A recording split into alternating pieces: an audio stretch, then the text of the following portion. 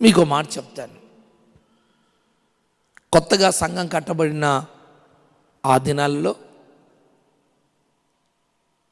అపోస్తలుడైన పౌలు కొత్తగా సంఘం కట్టబడిన సంఘములో చొరబడి దేవుని పిల్లల్ని దొరికిన వారిని దొరికినట్టుగా పట్టుకొని కొందరిని జైలు లేపించాడు, కొందరిని చంపించాడు.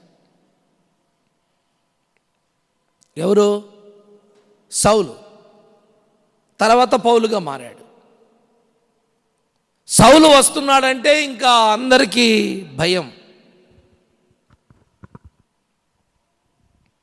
మరి అలాంటి వ్యక్తి ఒక మాట రాస్తాడు చూడండి. మొదటి తిమోతి రాసిన పత్రిక 1వ అధ్యాయము, తిమోతి రాసిన మొదటి పత్రిక 1వ అధ్యాయము 12వ వచనం చూడండి. పూర్వము దూషకుడను హింసకుడను హానికరుడనైన నన్ను తన పరిచర్యకు నియమించి నమ్మకమైన వానిగా ఎంచినందుకు నన్ను బలపరిచిన మన ప్రభువైన క్రీస్తు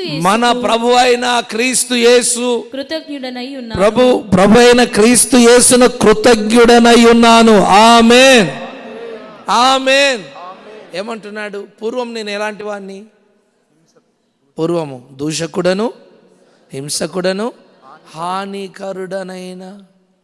చెప్తున్నాడు, సాక్ష్యం చెప్తున్నాడు. నేను పూర్వము ఒక రౌడీని, నేను గుండాను, ఓ తాగుబోతును, దొంగను, నరహంతకుని, ఎంతోమందిని చంపిన వాడిని. బ్రదర్, నువ్వు పాతోడి మాదిరిగా ఉన్నావా, కొత్తోడి మాదిరిగా ఉన్నావా చర్చిలో?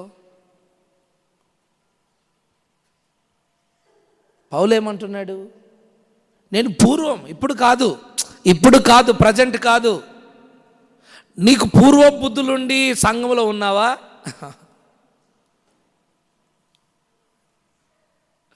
పూర్వ బుద్ధులతోనే సంఘంలో ఉన్నావా?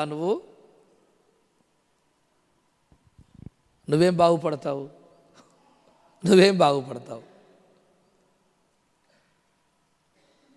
నువ్వు బాగుపడవు. నీ పూర్వపు అలవాట్లు, పూర్వపు ఆలోచనలు, పూర్వపు బుద్ధులు ఏవి కూడా దేవుని దగ్గరికి వచ్చిన తర్వాత అవి కనిపించకూడదు. కనిపిస్తున్నాయంటే నువ్వు అనుకో, ఆ బుద్ధులు నీకు కనిపిస్తాయి కదా, అనుకో నేను బాగుపడను. నువ్వు బాగుపడవు. నేను ప్రవచనంగా చెప్తున్నాను కదా, నువ్వు బాగుపడవు. అలాంటి కుటుంబాలు బాగుపడవు. నీ కుల బుద్ధులు, మీ తల్లిదండ్రుల బుద్ధులు, మీ ఆచార బుద్ధులు, పూర్వ బుద్ధులు, పాప బుద్ధులు, పాపపు చూపులు, ఆలోచనలు, తలంపులు. హలో, ఈ పూర్వపు బుద్ధులు నీలో ఉంటాయి కదా, అదేమనుకున్నావు? శాపం. అది శాపం. ఆ శాపపు అనుభవాలు మనలో కనిపించకూడదు. నువ్వు దేవుని దగ్గరికి వచ్చిన తర్వాత నువ్వు పరిశుద్ధుడిగా కనిపించాలి. ఆమేన్, ఆమేన్, ఆమేన్, ఆమేన్. దేవునికి స్తోత్రం. హల్లెలూయా, హల్లెలూయా. నీ పాత స్వభావం ఇక్కడ కనిపించకూడదు. నువ్వు ఒక నూతన సృష్టిగా మార్చబడిన వ్యక్తిగా దేవుని సన్నిధిలో నువ్వు కనిపించాలి. బాప్తిస్మపు అనుభవాల్లోనే నీ పాత జీవితం అంతా సమాధి చేయాలి. ఎక్కడ కూడా నీ కోపం, నీ ఆవేశం, నీ పాపం, నీ శాపం, నీ గర్వం, నీ డంబం, నీ మోసం ఏది కూడా నీ జీవితంలో కనిపించకూడదు. పౌలు సాక్ష్యం చెప్తున్నాడు. నేను పూర్వం దూషకుణ్ణి, హింసకుణ్ణి, హానికరమైన వ్యక్తిని నేను. మీరేం రౌడీజం చేశారు? మీరేం గుండాయిజం చేశారు? మీరెంతమందిని చంపారు? చెప్పండి, చెప్పండి. ఎంతమంది చంపించారు మీరు? చెప్పండి బ్రదర్, చెప్పండి. ఎవరైనా చంపారా? పౌలు కొన్ని వందల వేల మందిని చంపించాడు సేవకు. రక్తాన్ని కళ్ళార చూసినవాడు, పారిచ్చినవాడు రక్తాన్ని. అర్థమైందా? అంటే ఎలాంటి వ్యక్తో ఆలోచించుకోండి. ఎలాంటి వ్యక్తి ఆలోచించుకోండి.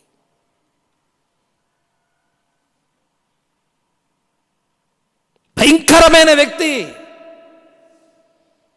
మళ్ళా చంపడం కూడా ఎలా చంపేవాడు అనుకున్నావు? లీగల్గా చంపేవాడు, చట్టపరంగా చంపేవాడు.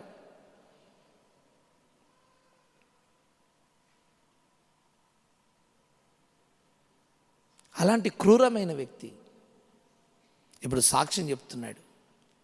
పూర్వం నేను దూషకుని, హింసకుని, హానికరుని. ఇప్పుడు ప్రభు నన్ను పిలిచాడు.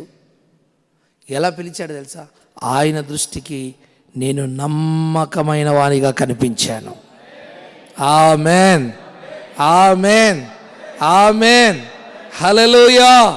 ఆయన నమ్మకమైన వారిగా నన్నెంచి ఇంత గొప్ప సేవ, ఇంత గొప్ప పరిచర్య దేవుడు నాకు ఇచ్చినందుకు నేను దేవునికి కృతజ్ఞుడనై ఉన్నాను. ఆమేన్ చెబుదామా? చూసారా,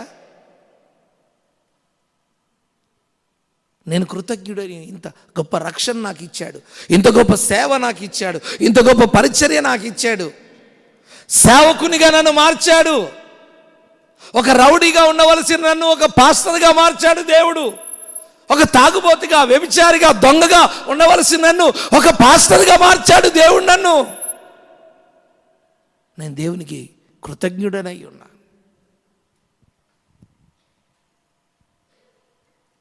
ప్రైజ్ ది లార్డ్, హల్లెలూయా. ఆయన దృష్టికి నేను నమ్మకస్తుడిగా కనిపించాను. అందుకే నేను దేవునికి థ్యాంక్స్ చెప్తున్నాను. ప్రభువా, ఇంత ఘోరమైన వ్యక్తిని నువ్వు సేవకు ఎన్నుకున్నావేందయ్యా, నీకు స్తోత్రమయ్యా. నన్ను నమ్మకస్తుడిగా నువ్వు ఎంచినందుకు థ్యాంక్స్ అయ్యా. నా ప్రభువా, నీకు వందనాలు. సహోదరుడా, దేవుని దృష్టికి నువ్వు అలా కనిపించాలి. నువ్వు పూర్వం వేరు, దేవుని చేత పిలువబడి ఏర్పరచబడిన తర్వాత వేరు.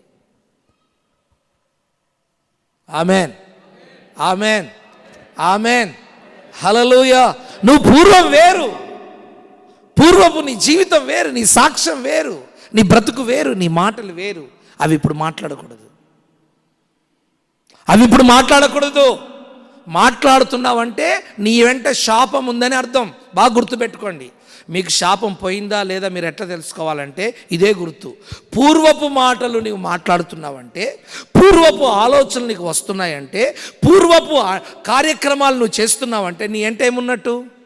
శాపం ఉందని అర్థం. ఎందుకు తెలుసా? దేవుడు మనల్ని ప్రత్యేకపరిచాడు. బస్ అంతే. మనకొక బార్డర్ వేసేసాడు దేవుడు, ఒక బార్డర్ వేసేసాడు. ఆ బార్డర్లో ఉండు. బార్డర్లో ఉండకుండా నువ్వు మళ్ళీ దాంట్లోకే దునికావనుకో,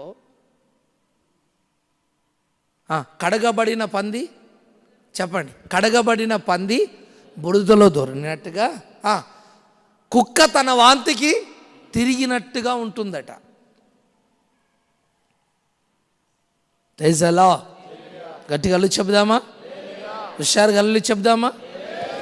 మన చర్చిలో ఒక కుటుంబాన్ని కులం నుంచి బహిష్కరించారు. పర్వాలేదు, నిర్మల్కి వచ్చేయండి, బ్రతకండి, ఏదైనా పని చేసుకొని బతకండి అన్నాను. వచ్చేసారు, నిర్మల్లో బతుకుతున్నారు.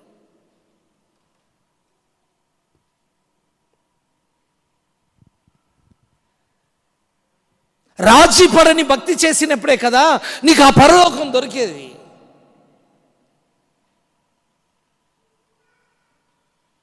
నీ వైరాగ్యాన్ని చూసి, నీ విశ్వాసాన్ని చూసే కదా దేవుడు పరలోకం ఇచ్చేది. పరలోకంలో ఇక్కడ కూర్చున్న వాళ్ళందరూ ఉండరు. ఇందులో దేవుని కోసం శ్రేష్టమైన భక్తి చేసిన వాళ్ళే పరలోకంలో ఉంటారు. ఆమెన్. అందరూ ఉంటారని వాక్యం చెప్పడం లేదు, నేను చెప్పడం లేదు. ఇందులో శ్రేష్టమైన వారు ఫిల్టర్ చేస్తాడు. ఇందులో విశ్వాసులను దేవుడు ఏం చేస్తాడు? జల్లెడ పడతాడు, ఫిల్టర్ చేస్తాడు. ఫిల్టర్ చేసిన తర్వాత పొట్టంతా రాలిపోతుంది, గింజలే మిగులుతాయి.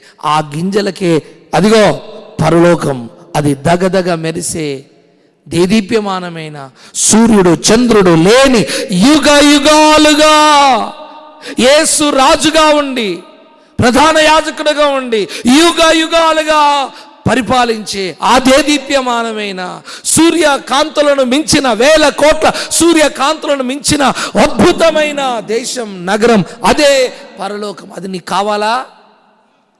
అది నీకు కావాలా?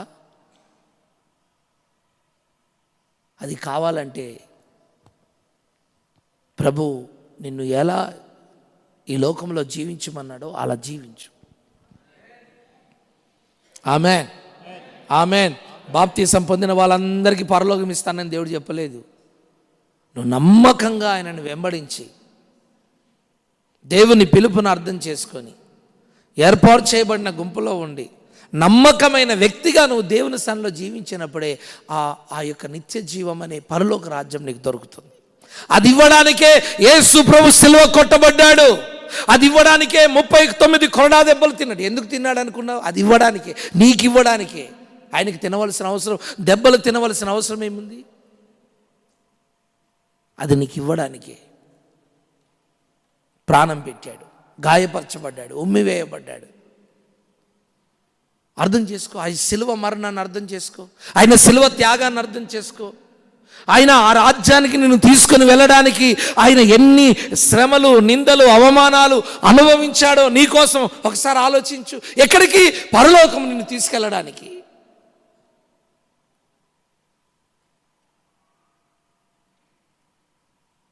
ఒకవేళ ఆయన మాట వినలేదనుకోండి, ఆయన దారిలో నువ్వు నడవలేదనుకోండి, నువ్వు ఎక్కడికి వెళ్తావు? నీకు తెలుసు కదా, అగ్ని ఆరదు, పురుగు చావదు.